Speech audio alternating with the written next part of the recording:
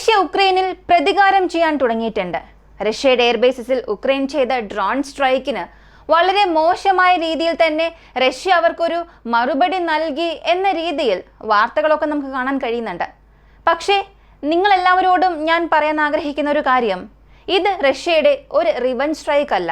അതും പ്രധാനമായി ഈ പർട്ടിക്കുലർ എയർബേസിൽ നടന്ന ഉക്രൈന്റെ സ്പൈഡർ വെബ് ഓപ്പറേഷന് റഷ്യ ഇതുവരെയും ഒരു റിപ്ലൈ കൊടുത്തിട്ടില്ല. വരും ദിവസങ്ങളിലായിരിക്കും ഇതിന്റെ ഒരു റിവഞ്ച് നൽകുന്നത്. പിന്നെ എന്തിനാണ് യാതൊരു ബന്ധവുമില്ലാതെ റഷ്യ ഇപ്പോൾ ഉക്രൈനെ ആക്രമിച്ചത്? ഇപ്പോൾ ഉക്രൈനിൽ നടന്ന ഈ ഒരു ആക്രമണത്തെ സംബന്ധിച്ച് യുദ്ധം നടന്ന അന്ന് മുതൽ 2022 മുതൽ ഇന്ന് വരെയും കണ്ടിട്ടില്ലാത്ത തരത്തിലുള്ള ഒരു ബിഗ്ഗസ്റ്റ് എവർ ഡ്രോൺ അറ്റാക്ക് ആയിരുന്നു. അപ്പോൾ എന്തുകൊണ്ടാണ് ഇങ്ങനെ ഒരു ആക്രമണം നടത്തിയത് എന്ന് ചോദിച്ചാൽ ഇതിന് പിന്നിലുള്ളതും ഉക്രൈൻ ചെയ്ത ഒരു തെറ്റ് തന്നെയാണ്. ഇതിനെക്കുറിച്ചാണ് നമ്മൾ അറിയാൻ പോകുന്നത്.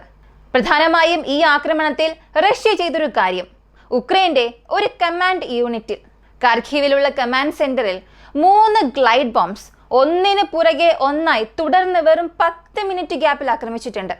ഇത് കാരണം അവിടെ ഒരു വലിയ നാശം തന്നെ സംഭവിച്ചു. എല്ലാം ഈ വീഡിയോയിലൂടെ വിശദമായി അറിയാം.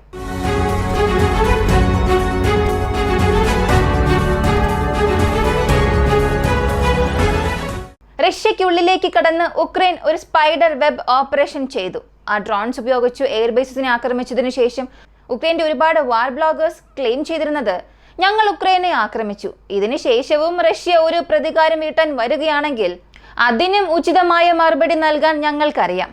അപ്പോൾ റഷ്യ ഞങ്ങളെ തൊട്ടാൽ അതിനും ഒരു ഉത്തരം നൽകാൻ കഴിയുമെന്ന രീതിയിൽ ഉക്രൈൻ ഒരു ക്ലെയിം നടത്തിയിരുന്നു. അതേസമയം റഷ്യയുടെ വാർ ബ്ലോഗേഴ്സ്, പ്രധാനമായും ഫൈറ്റർ ബോംബർ എന്ന ഒരു ടെലഗ്രാം ഗ്രൂപ്പ്, ഇവർ ആരാണെന്ന് ചോദിച്ചാൽ റഷ്യൻ ഏവിയേഷൻ ഇൻഡസ്ട്രിയുമായി നേരിട്ട് കണക്ഷനിലുള്ള ഒരു ഗ്രൂപ്പാണ്. ഈ ഗ്രൂപ്പ് നടത്തിപ്പുകാർ പലരും മുൻ റഷ്യൻ വ്യോമസേനയിൽ ഉണ്ടായിരുന്നവരാണ്. റഷ്യൻ ആർമിയുടെ, പ്രധാനമായും റഷ്യൻ എയർഫോഴ്സുമായി വളരെ ബന്ധമുള്ള ഒരു ഗ്രൂപ്പ്. ഇവർ പറഞ്ഞത് റഷ്യ ഇത്തവണ ന്യൂക്ലിയർ സ്ട്രൈക്ക് എന്ന ഓപ്ഷൻ എടുത്തില്ലെങ്കിലും പ്രശ്നമില്ല, എന്നാൽ ഉക്രൈൻ ഉചിതമായ ഒരു മറുപടി നൽകിയില്ലെങ്കിൽ ഇത് നോർമലൈസ് ചെയ്യുന്ന രീതിയിലായി പോകും. അതായത് മറ്റൊരു രാജ്യത്തിലായിരുന്നു ഇങ്ങനെ ഒരു പ്രശ്നം സംഭവിച്ചിരുന്നെങ്കിൽ, അതായത് അമേരിക്കയ്ക്കുള്ളിൽ തന്നെ ഇങ്ങനെ ഒരു പ്രശ്നം സംഭവിച്ചിരുന്നെങ്കിൽ ഇത്തവണ അത് ചെയ്ത രാജ്യത്തെ അമേരിക്ക വെറുതെ വിട്ടിട്ടുണ്ടാകില്ല. യഥാർത്ഥത്തിൽ അതാണ് സത്യം. അമേരിക്കയുടെ അസറ്റിനെ ഡാമേജ് ചെയ്തിട്ടുണ്ടെങ്കിൽ, അവരുടെ എയർബേസിനുള്ളിൽ കടന്ന് ഇങ്ങനെ ഒരു 10-15 വിമാനങ്ങളെ നശിപ്പിച്ചെങ്കിൽ അമേരിക്ക ഇത്തവണ ഒരു യുദ്ധം തന്നെ അറിയിക്കുമായിരുന്നു. അപ്പോൾ പിന്നെ റഷ്യ എന്തുകൊണ്ട് റിപ്ലൈ കൊടുക്കുന്നില്ല? ഒരുപക്ഷെ ഇപ്പോൾ നടന്നിരിക്കുന്ന ഈ ഒരു സംഭവം, ഉക്രൈൻ നടത്തിയ ഈ ഒരു ആക്രമണത്തിന് റഷ്യ ഒരു ലിമിറ്റഡ് റെസ്പോൺസ് ആണ് നൽകുന്നതെങ്കിൽ ഇതിന് ശേഷം റഷ്യയിൽ ഒരു വിശ്വാസമേ വരില്ല എന്ന രീതിയിൽ തുറന്നു തന്നെ ചില കുറ്റാരോപണങ്ങൾ നടത്തി. എന്നാൽ ഒരുപാട് പേർക്ക് അറിയാത്തൊരു കാര്യം എന്താണെന്ന് ചോദിച്ചാൽ ഇത് റഷ്യയുടെ സ്പൈഡർ വെബ് ഓപ്പറേഷന്റെ റിവെഞ്ച് അല്ല. അങ്ങനെയാണെങ്കിൽ ഇത് എന്തിന്റെ ആക്രമണമാണ്?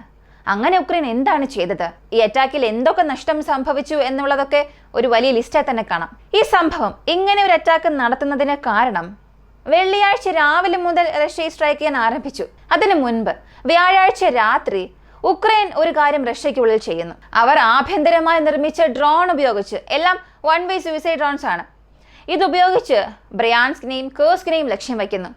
ഇതിൽ ഹെവിയസ്റ്റ് ഡാമേജ് ബ്രയാൻസ് മേഖലയിൽ സംഭവിക്കുന്നു. അവിടെയുള്ള ലോക്കൽ എയർപോർട്ട് 5 മണിക്കൂറോളം സർവീസ് സ്റ്റോപ്പ് ചെയ്തു. ഇതിലും വളരെ മോശമായ മറ്റൊരു കാര്യം, 114-ലധികം ഡ്രോൺസ് ബ്രയാൻസ് മേഖലയെ മാത്രം ലക്ഷ്യം വെച്ച് അയച്ചു. അതിൽ 15 ഡ്രോൺസ് ഈ വിമാനത്താവളത്തിൽ ഒരു ആഘാതം സൃഷ്ടിച്ചിട്ടുണ്ട്. ഭാഗ്യത്തിന് അവിടെ റഷ്യയുടെ ഇലക്ട്രോണിക് ജാമിംഗ് യൂണിറ്റ്സ് ശരിയായി തന്നെ പ്രവർത്തിച്ചതുകൊണ്ട് റൺവേയിലോ അല്ലെങ്കിൽ എയർപോർട്ടിലുള്ള വിമാനങ്ങളിലോ ഈ ഡ്രോൺസ് ഒന്നും പതിച്ചില്ല. അങ്ങനെ വീഴേണ്ട ഡ്രോൺസ് കുറച്ച് മാറി എക്സിറ്റ് പോയിന്റിൽ അല്ലെങ്കിൽ അവിടെയുള്ള മേൽക്കൂരയിലൊക്കെ മിസ്ഫയറായി വീണു. ഇങ്ങനെ ഒരു ഇമ്പാക്റ്റ് ആയിരുന്നു സൃഷ്ടിച്ചത്. എന്നാൽ ഇതൊരു വലിയ ദുരന്തം അവിടെ ഒഴിവാക്കിയതുപോലെയാണ്. റഷ്യയുടെ ഈ ഇലക്ട്രോണിക് ജാമിംഗ് സിസ്റ്റംസ് അവിടെ കൃത്യമായി പ്രവർത്തിച്ചില്ലായിരുന്നെങ്കിൽ ആ സ്ഥലത്ത് ഒരുപാട് കൊമേഴ്ഷ്യൽ വിമാനങ്ങൾ നശിച്ചിട്ടുണ്ടാകും, അല്ലെങ്കിൽ സിവിലിയൻ കാഷ്വാലിറ്റീസ് അവിടെ അധികമാകുമായിരുന്നു. അങ്ങനെയാണെങ്കിൽ ഉക്രൈൻ ഇതോടുകൂടി അവസാനിപ്പിച്ചോ? ഇതിന് ശേഷം അവർ എന്തെങ്കിലും ചെയ്തു എന്ന് ചോദിച്ചാൽ 5 ഡ്രോൺസിനെ മോസ്കോയെ നോക്കി അയച്ചു.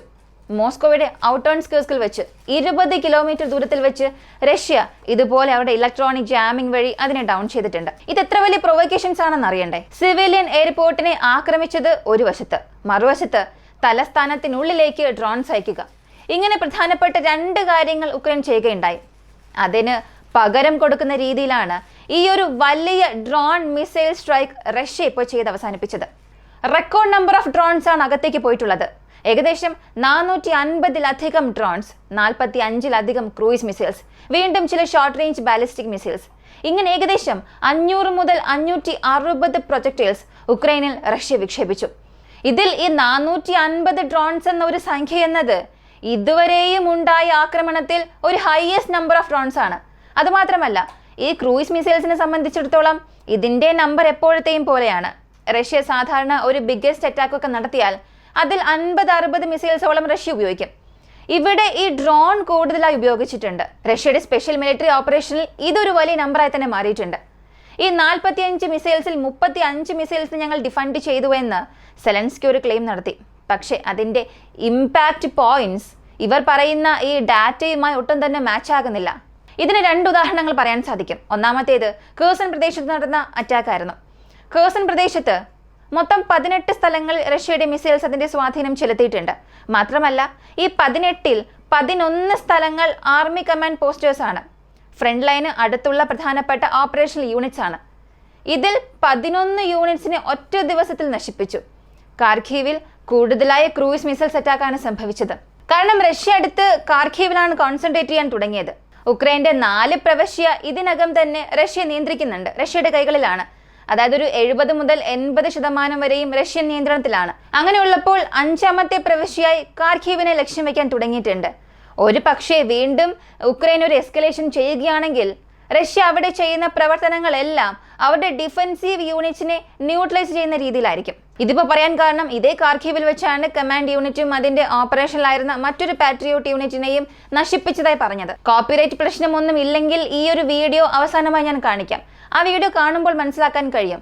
ഇന്റർസെപ്റ്റർ അകത്തേക്ക് വരുന്ന മിസൈൽസിനെ എൻഗേജ് ചെയ്യുന്നതിന് ശ്രമിക്കുമ്പോൾ ഒരു 10-15 സെക്കൻഡ് കഴിഞ്ഞ് ആ എല്ലാ ഇന്റർസെപ്റ്റേഴ്സിനെയും തടഞ്ഞുകൊണ്ട് അകത്തൊരു ഹ്യൂജ് മിസൈൽ സ്ട്രൈക്ക് സംഭവിച്ചിട്ടുണ്ട്.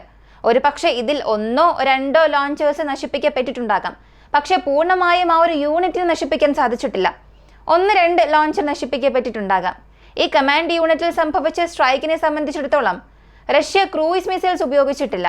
കാരണം ക്രൂയിസ് മിസൈൽസിനെ ഉപയോഗിച്ച് ഒരു സ്ഥലത്തെ നശിപ്പിക്കണമെങ്കിൽ കേടുപാടുകൾ വരുത്താൻ സാധിക്കും. പക്ഷേ പൂർണ്ണമായും ആ ഒരു സ്ഥലം നശിപ്പിക്കാൻ സാധിക്കില്ല.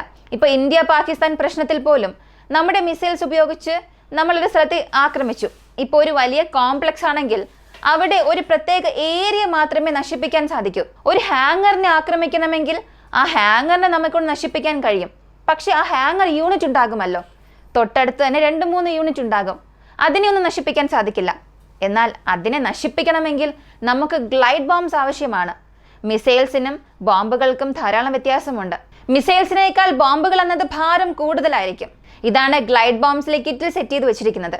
അപ്പോൾ റഷ്യയുടെ പക്കലുള്ള കൂടുതൽ ശക്തമായ ബോംബുകളായ FAB 3000 ബോംബ്സിനെ അവിടെ ഡ്രോപ്പ് ചെയ്തിട്ടുണ്ട്. ഇത് എത്ര വലിയ ആഘാതം അവിടെ സൃഷ്ടിച്ചു എന്നറിയണ്ടേ?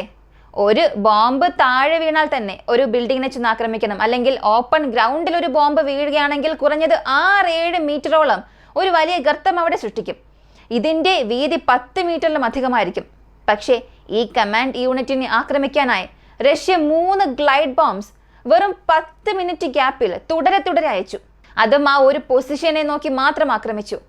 ഇതിൽ ആശ്ചര്യപ്പെടുന്ന മറ്റൊരു കാര്യം, ഗ്ലൈഡ് ബോംബ്സിന്റെ ആക്യുറസി എന്നത് കുറവായിരിക്കും. അതായത് ക്രൂയിസ് മിസൈൽസിന്റെ ആക്യുറസി 1 മീറ്റർ ആ ഒരു രീതിയിലാണെങ്കിൽ ഈ ഗ്ലൈഡ് ബോംബ്സിന് അത് ഡബിൾ മടങ്ങായിരിക്കും. 2 മീറ്റർ 3 മീറ്റർ അത്രത്തോളം ഉണ്ടാകും. എന്നാൽ റഷ്യ നടത്തിയ ഈ ഒരു അറ്റാക്കിൽ ഈ ഗ്ലൈഡ് ബോംബ് അറ്റാക്ക് കൃത്യമായും ആദ്യത്തെ ബോംബ് ഏത് സ്ഥലത്താണോ വീണത് അതേ സ്ഥലത്ത് തന്നെയായിരുന്നു മറ്റു ബോംബുകളും, അടുത്ത 2 ബോംബുകളും വീണത്. ഒരു വലിയ ഡിസാസ്റ്റർ തന്നെ ആ കമാൻഡ് യൂണിറ്റ് സൃഷ്ടിച്ചിട്ടുണ്ട്. സിവിലിയൻ കാഷ്വാലിറ്റീസ് ഒരു 6 പേരുടെ കണക്കാണ് പറയുന്നത്. 3 പേർ ഒരു അപ്പാർട്ട്മെന്റിൽ ഉണ്ടായിരുന്നവർ, മറ്റു 3 പേർ മറ്റു പ്രദേശങ്ങളിൽ മരിച്ചവരാണ്. ഈ കണക്കാണ് കാണിച്ചത്. പക്ഷേ ആ കമാൻഡ് യൂണിറ്റിൽ എത്ര പേർ മരിച്ചു, അവിടെ ആരൊക്കെ ഉണ്ടായിരുന്നു എന്നുള്ള വാർത്ത ഇപ്പോഴും ഉക്രൈൻ പുറത്തുവിട്ടിട്ടില്ല. അപ്പോൾ അവിടെ എന്തോ ഒരു വലിയ ഇമ്പാക്ട്, ഹ്യൂജ് ലോസ് തന്നെ ഉക്രൈന് സംഭവിച്ചിട്ടുണ്ട്. കൂടാതെ എല്ലാവരും ചോദിക്കുന്ന ഒരേ ഒരു ചോദ്യം, ഇത്രത്തോളം ചെയ്യുന്ന റഷ്യ എന്തുകൊണ്ട് ഒരു വാർ അനൗൺസ് ചെയ്യുന്നില്ല? ഇന്ന് വരെയും ഒരു സ്പെഷ്യൽ മിലിറ്ററി ഓപ്പറേഷൻ എന്ന രീതിയിലാണ് യുദ്ധം പോയിക്കൊണ്ടിരിക്കുന്നത്. എന്തുകൊണ്ട് റഷ്യ ഒരു യുദ്ധം പ്രഖ്യാപിക്കുന്നില്ല? അങ്ങനെ ഒരു യുദ്ധം പ്രഖ്യാപിക്കുകയാണെങ്കിൽ എന്തെല്ലാം ചെയ്യാൻ കഴിയും എന്നുള്ളതും ഒരു ചോദ്യമാണ്. സത്യത്തിൽ അതൊരു പ്രത്യേക ടോപ്പിക്കാണ്. ലളിതമായി പറഞ്ഞാൽ സ്പെഷ്യൽ മിലിറ്ററി ഓപ്പറേഷനും യുദ്ധത്തിനും ധാരാളം വ്യത്യാസമുണ്ട്. സ്പെഷ്യൽ മിലിറ്ററി ഓപ്പറേഷൻ ചെയ്യുകയാണെങ്കിൽ ബ്രിഡ്ജസിനെ ആക്രമിക്കാൻ പാടില്ല. അതുപോലെ സിവിലിയൻ യൂസേഴ്സിന് വേണ്ടിയിട്ടുള്ള ചില പ്രധാനപ്പെട്ട പ്രോപ്പർട്ടീസിനെ അതിനെ ടാർഗറ്റാക്കി മാറ്റാൻ പാടില്ല. അതുപോലെ എനർജി ഗ്രിഡ്സിനെ ആക്രമിക്കാൻ പാടില്ല. അതുപോലെ ക്രിട്ടിക്കൽ ഇൻഫ്രാസ്ട്രക്ചർ എലമെന്റ്സ്, ഈ പവർ പ്രൊഡക്ഷൻ നെറ്റ്വർക്ക് ഫെസിലിറ്റി, ഇവയൊന്നും തൊടാൻ പാടില്ല. അതായത് ആ രാജ്യത്തിലുള്ള ഏതൊരു പ്രദേശങ്ങളിലും ആക്രമിക്കാൻ പാടില്ല. ഇത് സ്പെഷ്യൽ മിലിറ്ററി ഓപ്പറേഷന്റെ കോൺസെപ്റ്റ് ആണ്. എന്നാൽ അത് തന്നെ യുദ്ധം എന്ന രീതിയിലേക്ക് വരികയാണെങ്കിൽ ആദ്യം അവിടെ ആക്രമിക്കപ്പെടാൻ പോകുന്നത്, ആദ്യത്തെ ടാർഗറ്റായി മാറാൻ പോകുന്നത് ഈ ഇലക്ട്രിക് ഗ്രിഡ്സ് ആയിരിക്കും. എത്രത്തോളം അത് എസ്കലേറ്റ് ആകാതെ നിയന്ത്രിക്കാൻ കഴിയുമോ അത്രത്തോളം ഒക്കെ ചെയ്യുന്നുണ്ട്.